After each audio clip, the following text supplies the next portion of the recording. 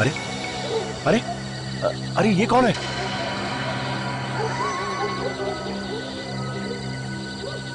लगता है कोई भिखारी है। चलो चल के देखते हैं।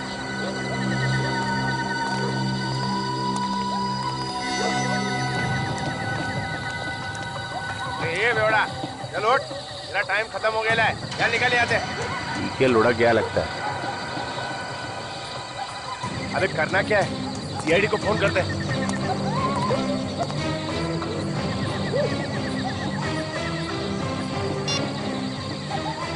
Hello hello CID.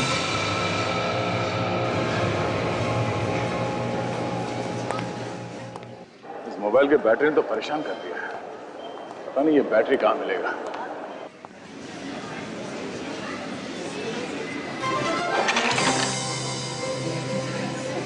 I am so sorry. मैं कर लूँगी। नहीं, इट्स ओके।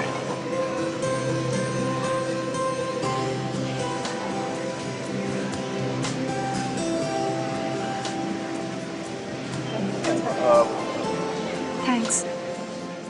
आप ठीक तो है ना? हाँ मैं ठीक हूँ। कितना हैंडसम है यार। इतनी जल्दी में क्या थी? इतनी देर बात तो कर लेती। शट अप प्रिया, तुम यहाँ शॉपिंग करने गई ये सब? चलो।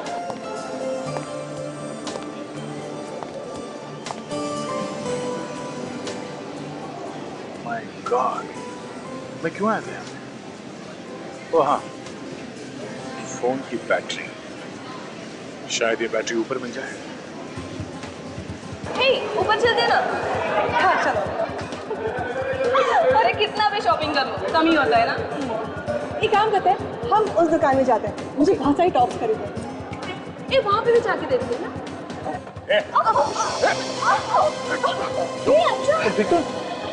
अंशा कुछ हुआ तो नहीं? I'm fine. Okay? चलो। अंशा क्या यार? I'm fine. अंशा बहुत दर्द हो रहा है। पैर में मोच आ गई है। चलिए आपको हॉस्पिटल लेके चलते हैं, किसी डॉक्टर को दिखाते हैं। चलो आइए। I'll manage। देखो चल। Excuse me. हाँ विजय, क्या खून?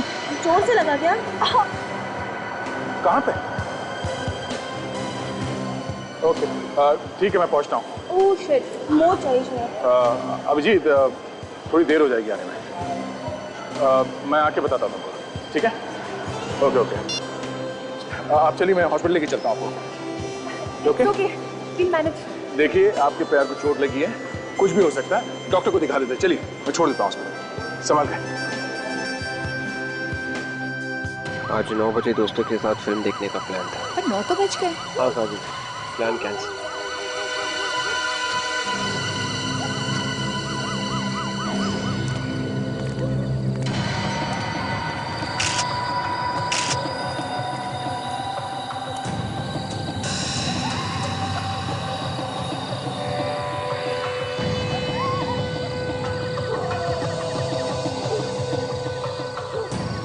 कितने बजे देखा था तुम लोगों ने?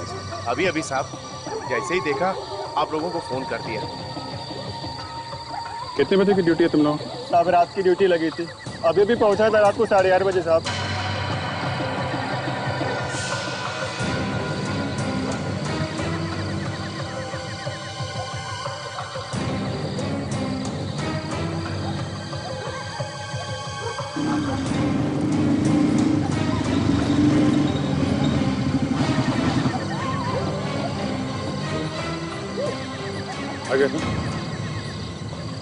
ठीक ठाक है। हाँ यार, वो मॉल में एक छोटा सा एक्सीडेंट हो गया था। जिसका एक्सीडेंट हुआ उसे हॉस्पिटल में छोड़ के आया। कुछ नहीं नॉलेज में चला। अभी तक तो पता नहीं चला है, बस खाली यहाँ चेहरे पे नीलापन। पॉइजनिंग तो नहीं है? नहीं, ये हाथ और नाखून ये सब तो ठीक ठाक है। इसका यहाँ गले में ये देखा कैसा निशान, अजीब से डिजाइन बना हुआ है। पता नहीं किस चीज से गला घोट दिया।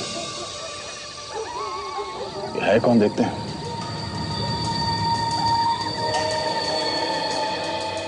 एक बात बता, तुम लोगों ने इस आदमी को यहाँ सोसाइटी के आसपास पहले कभी देखा? नहीं नहीं साहब।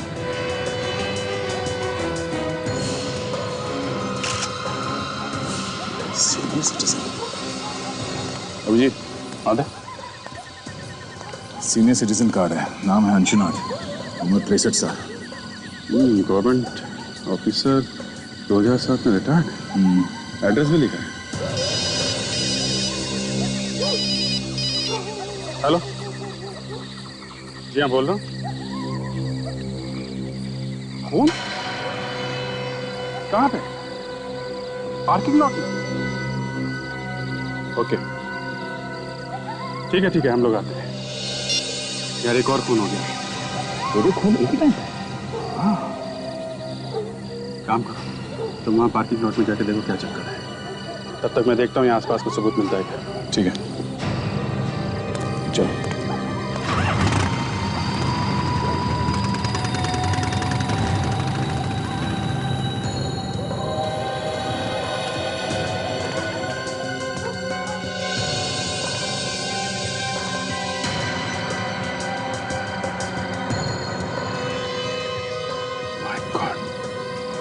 ये क्या चक्कर है?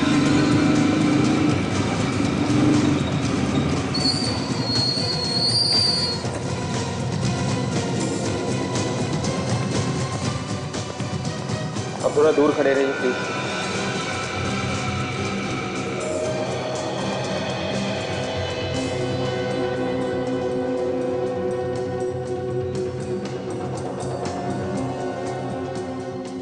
तुमने कब देखा इस लाश को? मैं नाइट की ड्यूटी करता हूँ। अभी जब राउंड लेने आया तो देखा यहाँ पे ये पड़ा हुआ। एक आदमी का खून हो गया और आपको पता भी नहीं चला। कुछ तो सुना होगा आपने, कुछ तो देखा होगा। मेरा यकीन कीजिए सर, ना कोई चीखा ना चिल्लाया, मुझे कैसे पता चलता?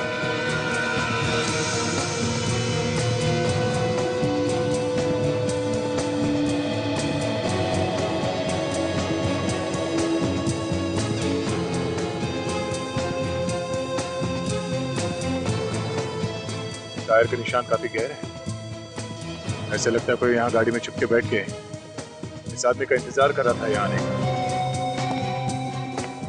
इस पार्किंग लॉट में कोई सीसीटीवी कैमरा भी नहीं? हाँ विवेक। हाँ सिर पे, हाँ वैसे जरूर खूनी ने इसे पीछे से मारा। मगर इसके पैर से काफी खून निकला है। जरा बॉडी पर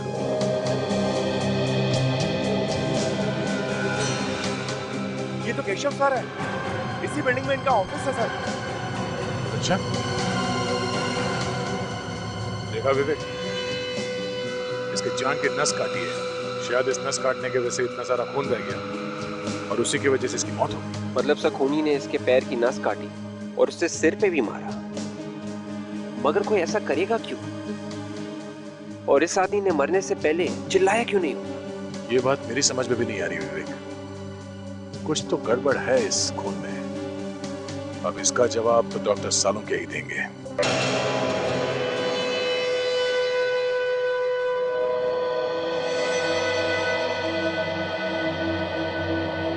सालुंखे तू टेंशन में क्यों है? ये दो खून हुए इसलिए? अरे मुझे क्या टेंशन है भाई, मैं अपनी लैब में खड़ा हूं।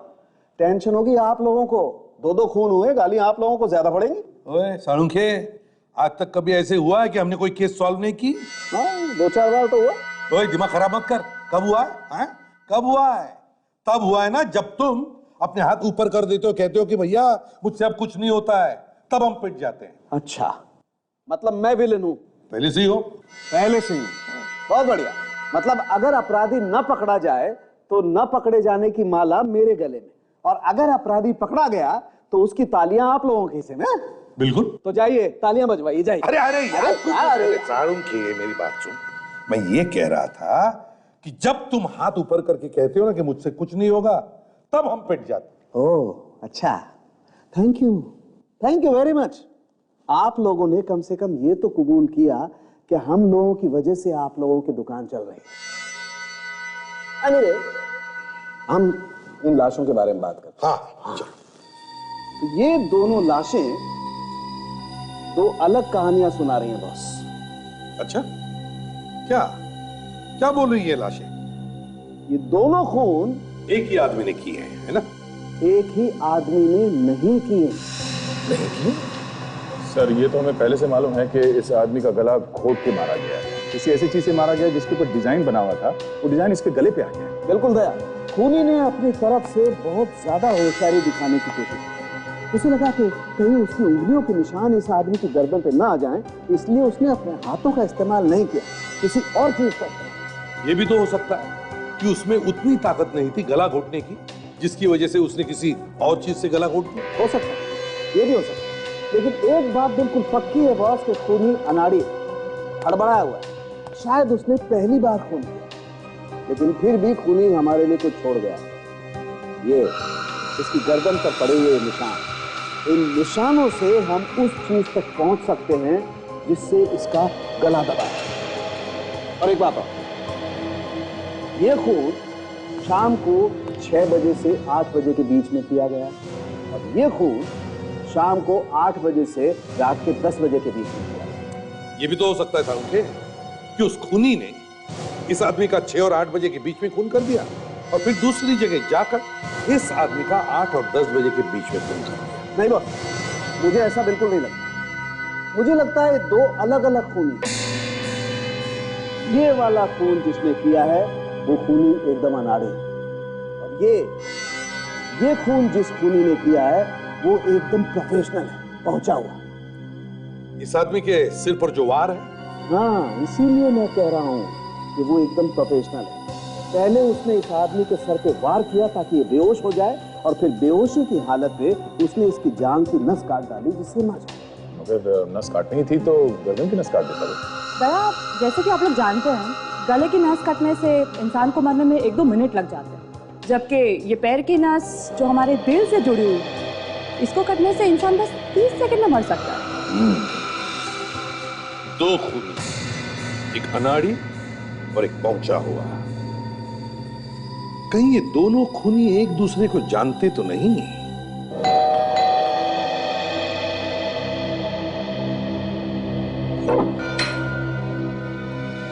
जी, हम लोग सीआईडी से और अंशुनाथ जी के खून के बारे में पूछताछ करनी है। जी, मैं उनकी बेटी हूँ। आइए, अंदर आइए। Thank you. घर में और कौन कौन रहता है? ये मेरे पति रजत है। हम लोग मम्मी पापा के साथ ही रहते हैं। ओह, आपकी मम्मी कहाँ है? वो मंदिर गई है पापा के लिए हवन करने, बस अभी आती होगी। ये आपकी मम्मी हवन करवाने अकेली गई है? जी, एक्चुअली पापा इन्हें ज्यादा पसंद नहीं करते थे। मैंने उनके मर्जी के खिलाफ जाकर रजत जी से शादी की थी, इसीलिए मम्मी ने उनके आत्मा की शांति के लिए रजत को हर पूजा और हवन से दूर रहने के लिए कहा। तो इसीलिए अकेली गई हैं हवन करवाने के लिए? जी सर, मरने के बाद कोई किसी से नाराज कैसे रह सकता है?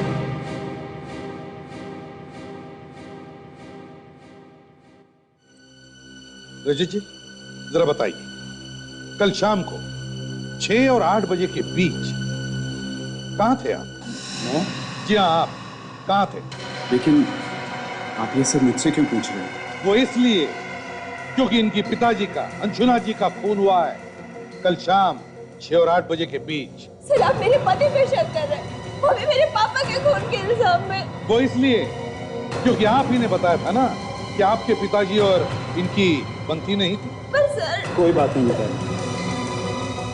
अगर कातिल को पकड़ने में इन्हें इससे कोई भी मदद मिलती है तो पूछने दो इन्हें। सर, कल शाम को 6 और 8 के बीच में मैं अपने दोस्त के साथ एक बार में बैठा था। वहां का बिल शायद अभी भी मेरी बैंक में है, मैं लेके आता हूं। जल्दी।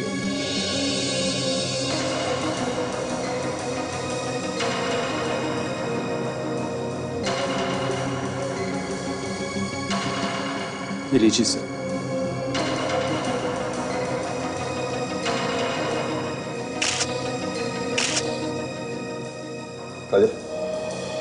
एक बात और है, शायद इससे आपको कुछ मदद मिले। बताइए। पापा ने काफी लोगों को पैसे उधार दे रखे थे और उनमें से कोई भी उन्हें पैसे लौटा नहीं रहा था। पापा इस बात को लेके काफी परेशान थे। पैसे उधार दिए थे? किसे? कौन थे वो लोग, जानती हैं आप? वो सब पापा के पुराने दोस्त थे। वो किसी आश्रम में हर फ्राइडे की रात को मिलते थे। अच्छा, कहाँ है ये आश्रम? ये वर्ली की किसी जगह पर है सर।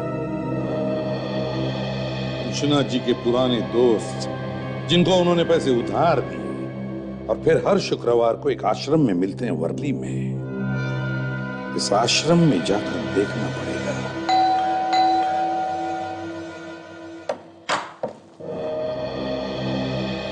केशव का घर ये है? जी हाँ। हम लोग सीआईडी से। सीआईडी? आइए आइए। साहब, ये लोग सीआईडी से हैं, आप लोगों से मिलना चाहते हैं। जी कहिए। माफ कीजिए आप लोगों को तकलीफ दे रहे हैं, लेकिन हमें केशव के बारे में आपसे कुछ बातचीत करनी है। जी बोलिए। मैं ही केशव का पिता हूँ।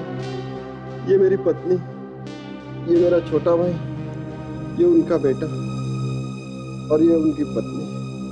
देखिए, हम जानते हैं कि आप लोगों पे क्या बीत रही होगी, पर ये जानना बहुत जरूरी है कि केशव की किसी के साथ कोई दुश्मनी थी? केशव की दुश्मनी हो ही नहीं सकती थी। सोने के जैसा दिल था उसका। किसी से कोई लड़ाई झगड़ा वगैरह कुछ नहीं था। दुश्मनी नहीं तो कोई ऐसा आदमी जिसके साथ उसकी बनती ना हो? मुझे तो ऐसा कोई आदमी याद ही नहीं आता जो केशव भैया को पसंद ना करता हो। हाँ बेटे, तुम्हें कैसे याद आए? बिरजू, एक मिनट आप रुकिए उधर। ये जो अभी आपने कहा कि आपको कैसे याद आएगा, ये क्यों कहा आपने? क्यों नहीं याद आएगा इनको? बस ऐसे ही बोल दिया था। नहीं, कोई तो कारण होगा। क्या बात क्या है? केशव जी का इनके साथ रोज किसी न किसी बात पे झगड़ा होता था।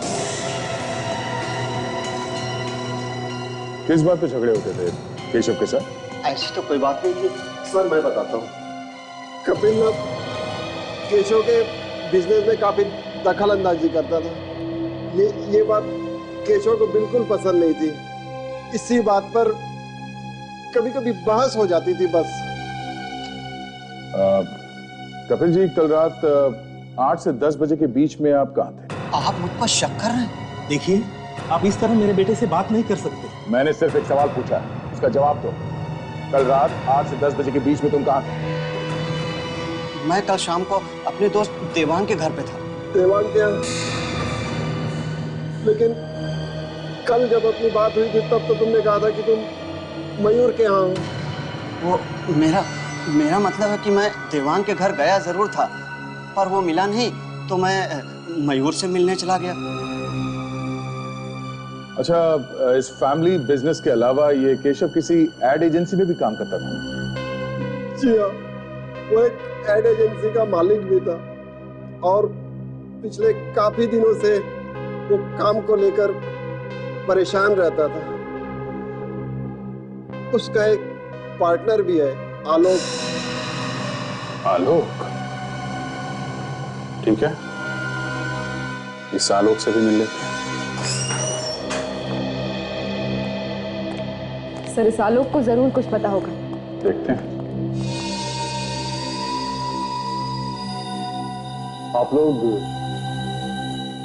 आप मिस्टर आलोक हैं? यस। आप लोग? हम लोग सीआईडी से हैं। आपको तो मालूम ही होगा कि केशव का खून हो गया है। जी हाँ, मुझे मालूम। बस उसी सिलसिले में कुछ पूछताछ करनी है आपसे। It's such a shock. कल तक जो मेरी बगल वाली कुर्सी पर बैठा करता था, वो अचानक यकीन नहीं होता। केशव की खूनी को पकड़ने के लिए किसी भी तरह की मदद चाहिए, मैं करने को तैयार हूँ। एक्सक्यूज मी सर, सर ये कुछ अर्जेंट पेपर्स हैं, क्लाइंट्स को भेजने, आपके सिग्नेचर।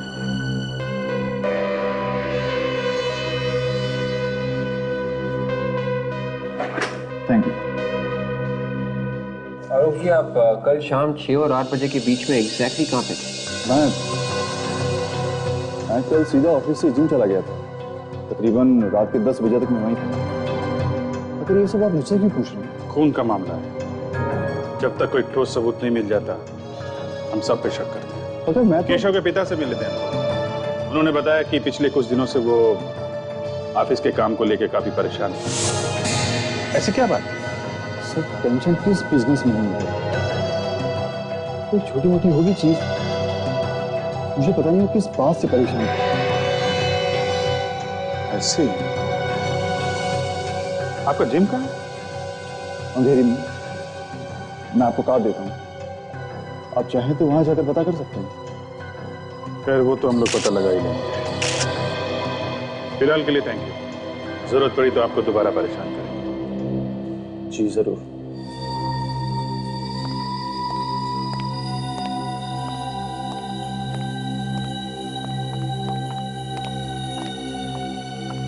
ये क्या चक्कर है? ताशा देखो सर,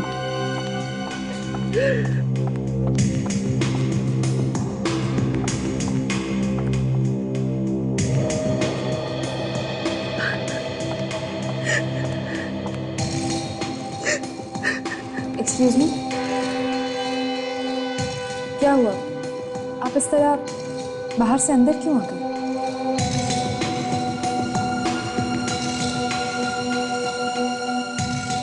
आप काफी परेशान लग रही हैं।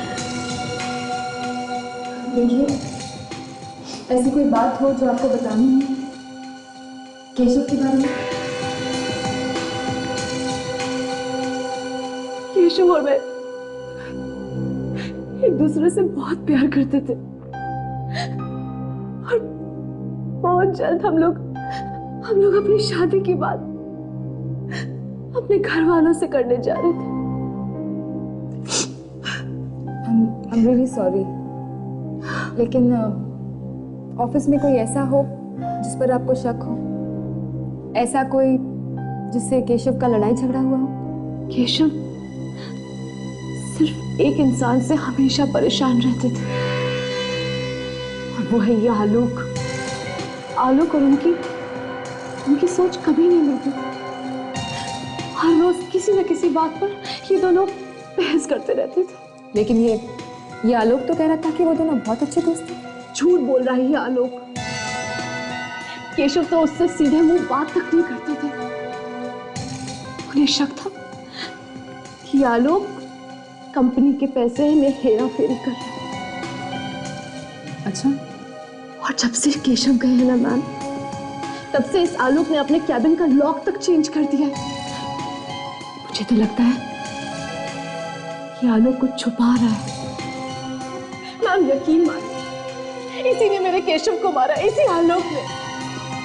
ये आप इतना यकीन के साथ कैसे कह सकते हैं? कोई सबूत है आपके पास? सबूत ही तो ढूंढने की कोशिश कर रही हूँ मैं, लेकिन मैं उसके कैबिन में अंदर जा नहीं पा रही। या तो ये खुद अंदर होता है या फिर कैबिन को लॉक करके चला जाता है। इसके और उसके पीने के अलावा इसके कैबिन में अंदर घुसने की परमिशन और किसी को नहीं है। ठीक है, आप बिल्कुल चिंता मत कीजिए। अब जो करना है हम लोग करेंगे।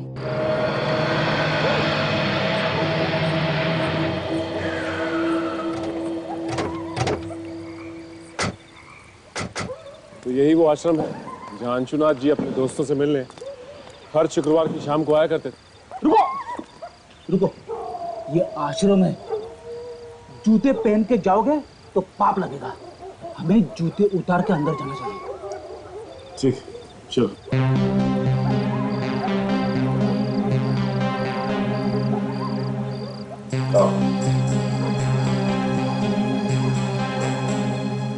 चलो और एक चाल चलते। ये सब क्या हो रहा है यहाँ पे? बहुत चालें चल रही। आश्रम के नाम पर अय्याशी हो रही है यहाँ पर। आप? हम लोग सीआईडी से हैं।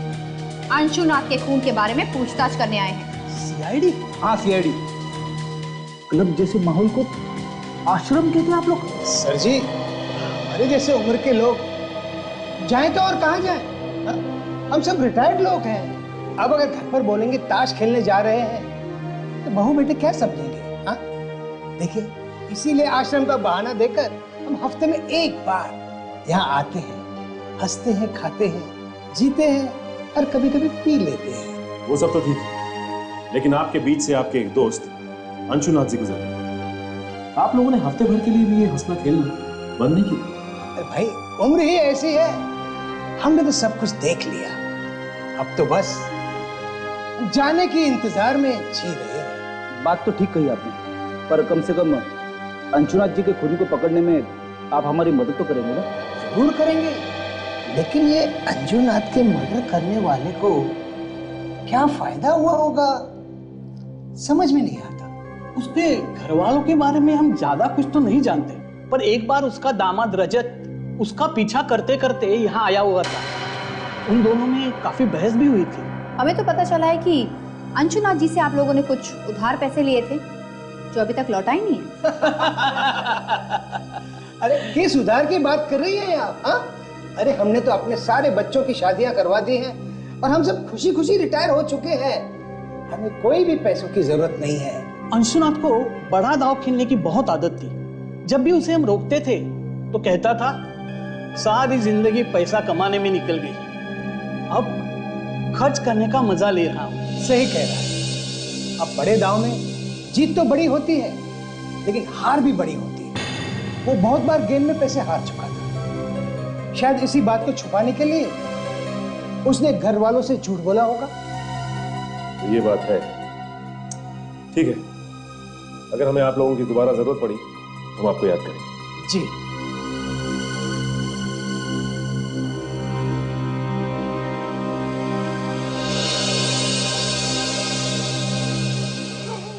इस रजत को आश्रम की बात पता थी तो इसने हमें घर पे क्यों नहीं बताया? हाँ, अगर पहले बता देता तो जूता उतारने की बेवकूफी ना करते। सब हो ना हो, ये रजत हमसे जरूर कुछ ना कुछ छुपा रहा है। रजत, ये रजत काफी टेढ़ा आदमी लगता है। संगीत बार में से पता चला है कि उस शाम को 6 बजे से लेकर 8 बजे के बीच ये रजत वहीं पर बैठ कर ड्रिंक कर रहा था। वहां पर एक बारटेंडर है सर, जिसका नाम है समीर। उसने कहा कि वही उसे ड्रिंक सर्व कर रहा था। ओह, 6 और 8 बजे के बीच रजत बार में ही था। अच्छा सर, हम लोग आलोक के जिम से आ रहे हैं। वहां पता चला कि जिस रात खून हुआ था आलोक 8 से 10 बजे के बीच जिम में ही था, उसके इंस्ट्रक्टर ने बताया है। काजल ने अभी अभी बताया कि रजत उस रात 6 और 8 बजे के बीच संगीन बार में था, और अब तुम कह रहे हो कि आलोक उस रात 8 और 10 बजे के बीच जिम में था। बड़े अच्छे तरीके से बचाव किया इन दोनों ने अपने आप का। हाँ सर, एक बोल रहा है कि वो जिम में था 8 से 10 बजे के बीच में, और दूसरा बोल रहा है कि वो बार में बैठा था 6 से 8 के बीच में, और दोनों खून उसी समय हुए। सर एक और बात, क्या? जब हम लोग आलोक के ऑफिस गए थे तो वहां हमें केशव की गर्लफ्रेंड मिली थी, अनन्या, और अनन्या ने ताशा को बताया कि आलोक ने अपने ऑफिस में कुछ छुपाने की कोशिश की। केशव की गर्लफ्रेंड अनन्या ने बताया कि आलोक अपने ऑफिस के कैबिन में कुछ छुपाने की कोशिश कर रहा है। क्यों? और उसने ये भी बताया सर कि केशव की मौत के बाद आलोक ने कैबिन के ताले बदल दिए। उसके बाद कोई भी आ जा नहीं सकता सिवाय एक आदमी। कौन? कौन है वो? सर आलोक का पीए, सिर्फ वही कैबिन में आ जा सकता है। तो जब तुम लोग उसके ऑफिस में गए तब उसके कैबिन में गए थे? नहीं सर, एक्चुअली आलोक हमें केबिन के बाहर ही मिला। गड़बड़ है, अभी कुछ तो गड़बड़ है। ऐसी कौन सी चीज है जो ये आलोक सबकी नजरों से छुपाना चाहता है? इसके कैबिन की तलाशी लेनी चाहिए। अगर सीधे उंगली से घी नहीं निकला तो टेढ़ी उंगली से निकालो। पंचायत चल रहा है, ज्यादा लोग दिख नहीं रहे हैं, सावधानी से काम कर लेना, इसी बीच में करना है, समझे? रेडी हो ना? सर, सामने जो आदमी आ रहा है वो आलोक का पीए है सर। उसके पास आलोक के कैबिन की चाबी होगी जिससे दरवाजा खुलेगा। चाबी दिख रही है, उसके कमर पे लटकी हुई है। तुम पीछे जाओ।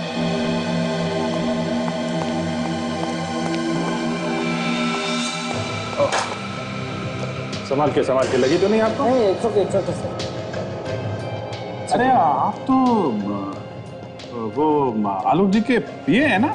जी हाँ सर, आपने पहचान लिया मुझे? क्यों नहीं। कल आलोक जी से बात हो रही थी तो आप आए थे वो कुछ असाइनमेंट कराने के लिए। जी हाँ। अच्छा सर, ये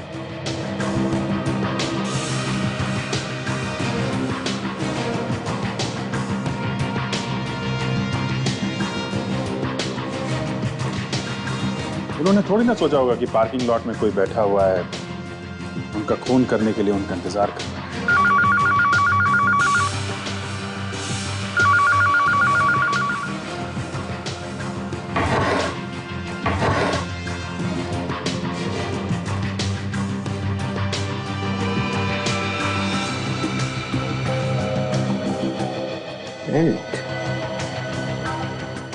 एक मिनट ये बेल्ट का पैटर्न बिल्कुल वैसा ही है जैसा हमें अंशुना के गले पे मिला। 9 बजे आ जाते थे? जी हाँ। और किस प्रोजेक्ट पे काम चल रहा था? अभी तो फिलहाल दिवाली के लिए कुछ खास एड डिजाइन कर रहे थे, वो खत्म होते ही क्रिसमस और न्यू ईयर के लिए कुछ प्लानिंग चल रही है। वैसे केशव सर ने एक अभी फ्रेश ऐड बनाया था। नहीं मत बताना टीवी में देखूंगा ना फ्रेश तो अच्छा लगेगा।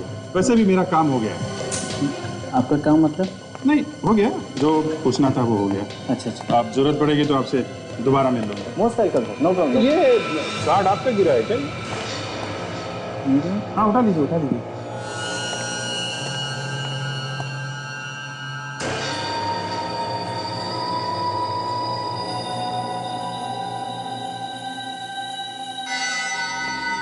ये है वो बेल्ट जो आलोक सबकी नजरों से अपने कैबिन में छुपा के रख रहा था। और सर डॉक्टर सालोंके ने भी कंफर्म किया है कि ये वही बेल्ट है जिससे अंशुनाथ का खून हुआ है। ये वही बेल्ट है जिससे अंशुनाथ का खून किया गया, मगर ये बेल्ट आलोक के पास कैसे? अगर ये यहाँ पे था तो वो वहां पे था। हाँ, जो दिख रहा है वो है नहीं। इसने दिखाया कि वो वहां पे था और उसने दिखाया कि वो यहाँ पे था। सर ये यहाँ पे था और वो वहां पे था, ये सब सचिन, ये जो केस है इसे यहाँ वहां किया गया है। अभिजीत, क्या जानबूझ के किया गया या फिर अपने आप हुआ है? सर, खूनी ने किया है तो जानबूझ के ही किया है। जो दिख रहा है वो है नहीं, जो नहीं दिख रहा है वो है। हाँ, तो तुम समझ गए मैं क्या कहना चाहता हूं। बस अब वक्त बर्बाद मत करो और फटाफट जाके पकड़ लो उसे जिसने भी ये किया है। तुम भी साथ में जाओ। अब सर, वो मैं उससे पहले थोड़ी देर के लिए हॉस्पिटल जाना चाहता हूँ। किससे मिलना है सर? जरूरी काम है। हॉस्पिटल? केस के बीच में हॉस्पिटल कहाँ से आया? कुछ नहीं सर, कोई है जिसे दया ने अपनी जान पे खेल के बचाया। जान पे खेल के? कोई जान पे खेल के नहीं बचाया सर। वो लड़की सीढ़ियों से गिर रही थी तो मैंने उसे पकड़ लिया मतलब बचा लिया। बचाया तो है ना? हाँ। कोई लड़की गिरी थी क्या? नहीं तो फिर तय जाओ, तुम जल्दी से हॉस्पिटल जाओ, मगर जल्दी आना। अच्छा, मैं भी चलूं? चलिए।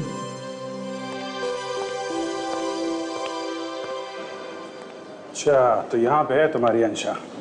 सिर्फ अंशा अभिजीत, कोई मेरी अंशा नहीं। और प्लीज अंदर कुछ इधर उधर की बातें मत कर देना। मैं तुम्हें कल लेने जरूर आऊंगा। ठीक है, बाय। नहीं, मैं क्या बोलूंगा, तुम लोग बातें करना, मैं तो देखता रहूंगा। अंदर चलो तो सही।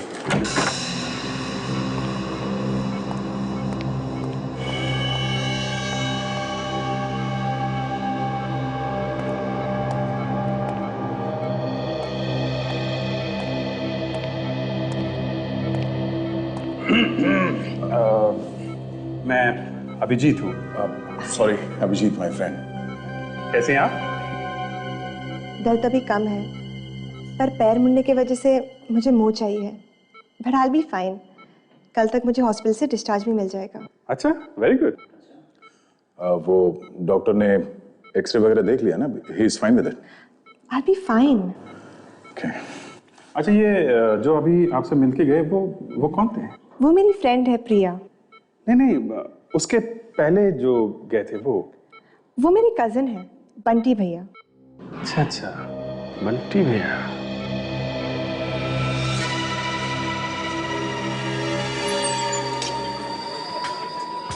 वो रहा समीर वही बार्टेंडर है जिससे हम उसे मिले थे। उस रात जब रजत यहाँ आया था और अंशुनाथ का खून हुआ था, समीर ही यहाँ। अरे मैडम, आप? समीर, हमें तुमसे कुछ पूछना है। मैडम, रजत के बारे में जो कुछ भी मुझे मालूम था वो सब कुछ मैंने आपको बता दिया।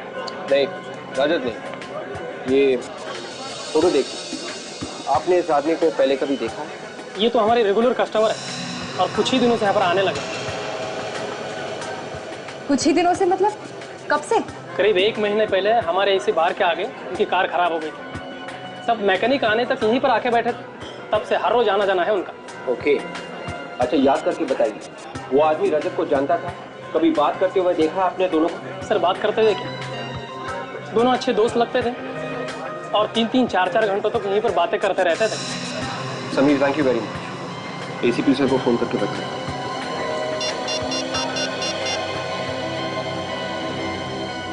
हेलो सर, आपका शक बिल्कुल सही निकला। सर, मैं केशव के खूनी को किसी भी कीमत पर सजा दिलवाना चाहती हूँ और उसके लिए मैं आपकी हर तरीके से मदद करने के लिए तैयार हूँ। गुड। देखो आनंद, उसके खिलाफ सबूत तो हमारे पास है, मगर हम चाहते हैं कि तुम उसे खुद फोन करके यहाँ बुला लो। उससे कहो कि वो सबूत तुम्हारे पास है और तुम एक कीमत पर ही वो लौटाने के लिए तैयार हो। मगर सर ये तो कुछ नहीं होगा, घबराओ मत, समझे? देखो, सबूत ढूंढने की कोशिश करेगा और जब उसे कमरे में सबूत नहीं मिलेगा तो अपने आप को बचाने के लिए भागने की कोशिश करेगा और वो तुम्हारे पास आएगा सबूत लेने के लिए और हमारे जाल में फंस जाएगा, समझे? कुछ नहीं होगा, तुम्हें घबराओ मत। चलो जल्दी से फोन करो उसे। जी सर।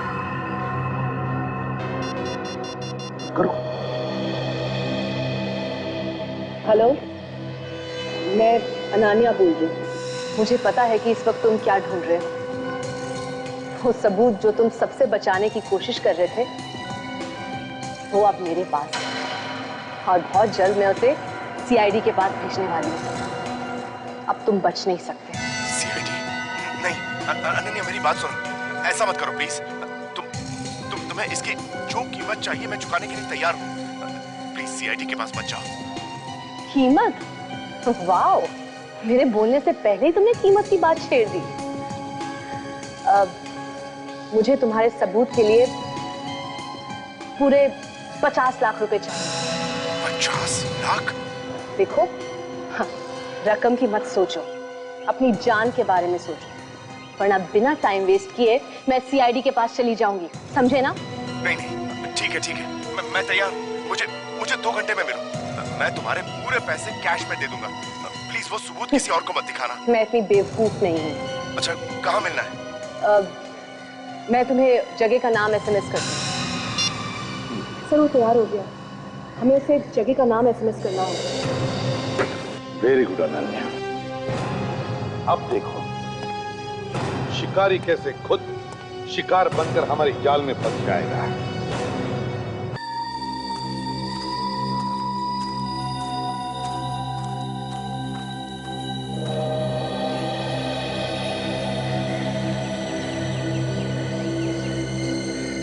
मेरे पैसे लाए हो? तेरे समझ गए।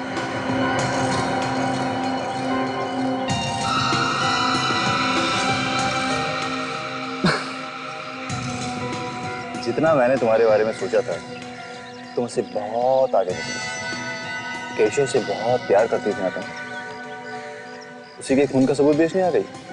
वाह रे दुनिया। देखो, मैं यहाँ पर तुम्हारी बकवास सुनने नहीं। कल तक मेरे साथ केशव था, मेरे पास सब कुछ था, लेकिन आज जब वो नहीं है तो मुझे भी तो अपने कल के बारे में सोचना पड़ेगा ही ना। 50 लाख देने वाली हो ना तुम मुझे? हाँ, मगर उसमें थोड़ी सी प्रॉब्लम है। मजबूरी? ये कौन सा नया ड्रामा है? देखो, वैसे भी बहुत कुछ हो चुका है। 50 लाख देने को तो मैं तुम्हें अभी दे सकता हूँ, मगर मुझे इस चीज पर यकीन नहीं कि 50 लाख रुपए लेकर तुम सीधे सीआईडी के पास चली जाओगे। मेरा सारा राज तो खुल चुका ना तुम्हारे सामने, क्यों?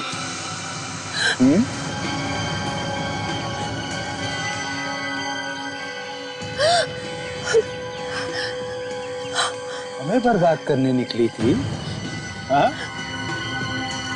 धमकी देती है हमें। Very wrong. तुम लोगों ने केशव को तो खत्म कर ही दिया, अब मुझे मारना चाहते हो? ठीक है, मारो मुझे, मारो गोली। शूटर।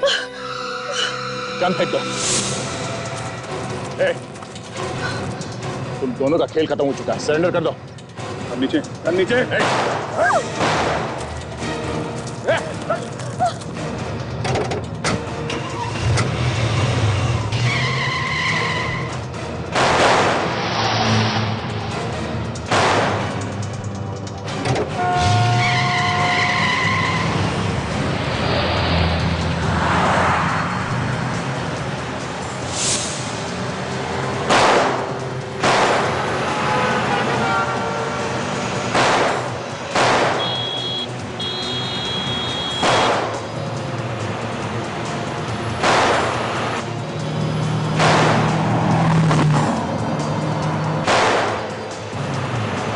आखिर लड़की ने फंसा ही दिया ना। ओह माय गॉड, क्या हुआ? लगता है टायर पंचर हो गया। टायर पंचर हो गया? हाँ, क्या बात कर रहे हो?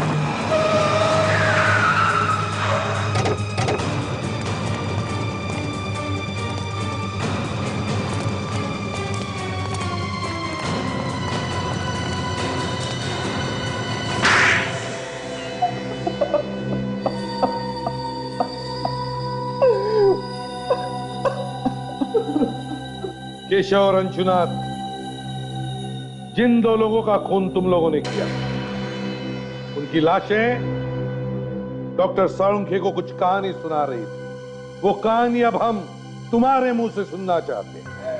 पर हमने तो कुछ किया ही नहीं है, बिना वजह हमें फंसाया जा रहा है। दो फोन करके चुपचाप बैठा है कुंडली मार के, सोचता किसी को कुछ पता नहीं चलेगा है? तुम्हारे पास सिर्फ एक ही लाइफलाइन बची है। कौन सी? सच बोलने की लाइफलाइन। सच बोलने की लाइफलाइन? हाँ, सच बोल, सच। सच के अलावा कुछ नहीं सुनेंगे हम लोग। मगर मेरी तो कोई गलती नहीं है। चुप, कुछ बोलना मत रजत, मैं और नहीं झेल सकता। मुझसे अब कुछ नहीं होगा। मुंह खोलोगे तो मारे जाओगे। ये क्या बोलेगा? इसके पास तो एक भी लाइफलाइन नहीं बची है। मैं सब कुछ भूल गया हूँ, मुझे कुछ याद नहीं है। हो, बेचारा सब कुछ भूल गया है। चलो हम तुम्हें याद दिलाते हैं। दया, जरा दिलाओ याद इसे।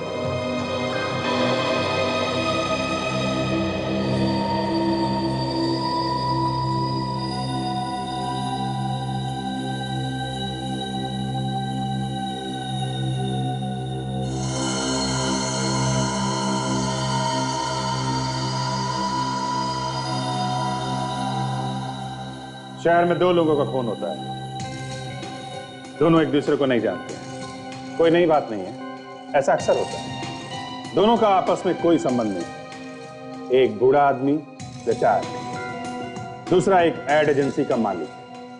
दोनों खून दो अलग अलग जगह पे अलग अलग टाइम पे होते हैं।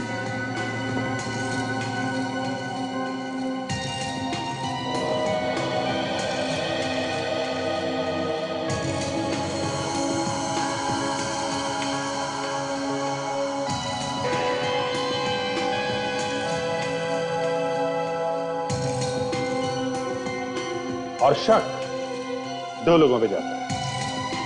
रजत, जिसे बिल्कुल पसंद नहीं है कि अंशुनाथ पैसा उड़ाता है। आलोक कंपनी में से पैसों की चोरी करता है और इसलिए केशव उस पे केस करने वाला था। मतलब ये दोनों खून पैसों के लिए हुए। और सबसे मजे की बात यह है सर, जब अंशुनाथ का खून हुआ तब रजत अपने दोस्त के साथ बार में बैठ के दारू पी रहा था। रजत ने अपने आप को बहुत अच्छी तरह से बचा लिया सर। और ये आलोक भी जिम में अपनी बॉडी बना रहा था जब केशव का खून हुआ, इसलिए दोनों ही बच गए।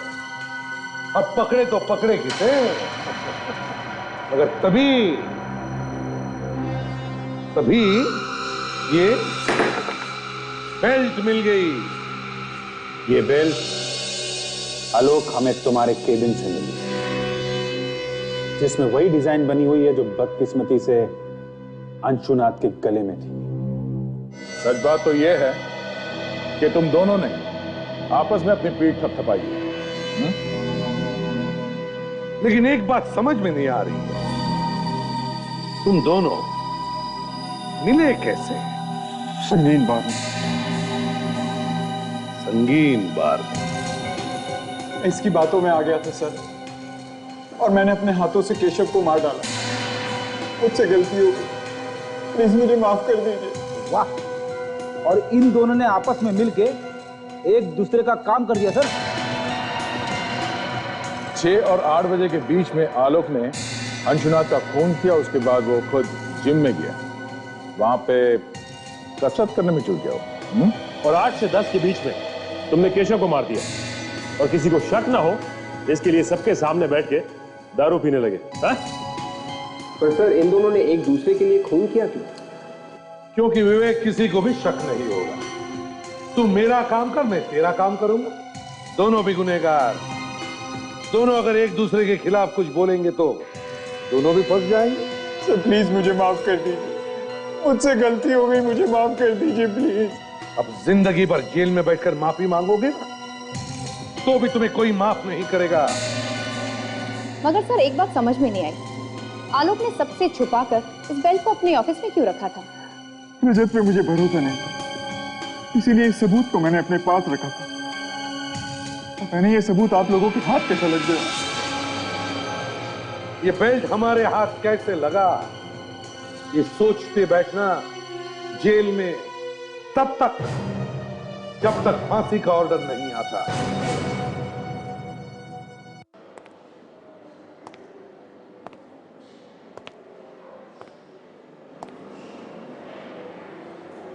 क्या हो रहा? जी मेरी समझ में नहीं आ रहा है कि मैं क्या करूं और कैसे करूं। क्या समझ में नहीं आ रहा है? किसकी बात कर रहे हो? उसी की बात कर रहा हूं यार, और किसकी बात करूंगा। ये हंशा में ऐसा कुछ है, पता नहीं, बार बार उसी का ख्याल आता है दिमाग में। ऐसा लगता है कि मुझे उसके बारे में और भी जानना चाहिए। 2-3 बार मिलने में ही ऐसा लगने लगा है? हाँ यार, मेरी समझ में भी नहीं आ रहा कि इतनी जल्दी ऐसे कैसे हो गया। जब देखो दिमाग में उसी का ख्याल रहता है। कोई एक अजीब सा कनेक्शन है उसके साथ में। मुझे लगता है कि सिर्फ तुम्हें लगता है या उसे भी ऐसा महसूस हो रहा है? पता नहीं यार। अब जी तुम्हें तो मालूम ही है कि मेरे साथ क्या क्या हो चुका है। अब तो डर सा लगने लगा है कि कोई गलती ना हो जाए मुझसे। तुम्हें लगता है कि तुम फिर से चक्करों में ना फंस जाओ? है पता नहीं। धीरे, एकदम से धीरे। दर्द हो रही है ना? हाँ। हाय। हाय। क्या कहा डॉक्टर ने? 1 हफ्ते में एकदम ठीक हो जाऊंगी, बिल्कुल पहले जैसे। बस तब तक चलना फिरना थोड़ा कम करना पड़ेगा। ये तो अच्छी बात है, तुम्हें रेस्ट की जरूरत है। You should take rest and take care also. I will drop you. संभाल के प्लीज।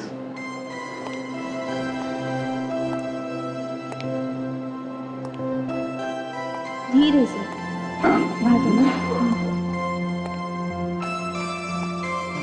बहुत ज्यादा दर्द हो रहा है? नहीं, हल्का हल्का।